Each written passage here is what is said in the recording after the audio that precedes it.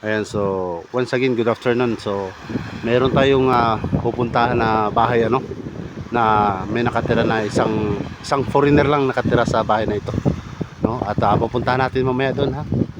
Papakita ko sa inyo kung gaano kalungkot yung buhay niya, no? So ayan, so nandito siya sa tabing dagat nakatira. So pupuntahan natin siya para tanungin natin kung saan siya galing at anong ginagawa niya dito sa island, at kung bakit napadpad siya dito, no? Ayan, so akyat tayo, akyat.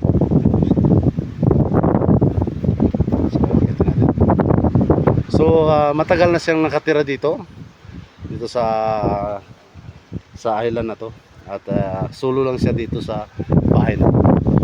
So ipapakita natin yung kanyang bahay, no? So napakaganda ng view. Ayan. Ayan, kung makikita nyo, napakaganda ng view.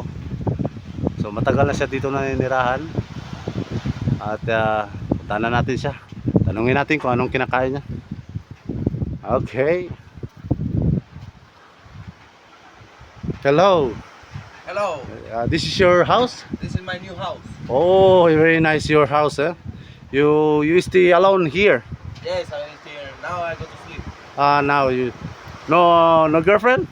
No, alone. Oh, you're alone. Wow, you're very nice your house, huh? Yeah. So you like here? Perfect view. Perfect The view, no? Wow. Wow. So napakaganda dito. And what is your name? Luis, Luis. So you stay in Philippines, right? I'm staying here in my new house. Yes, okay. So it's very nice your house. Not going back to Spain. Here, I stay in my new house. Yeah, you stay here, no? All right. So thank you so much and bye bye. Bye bye. Okay.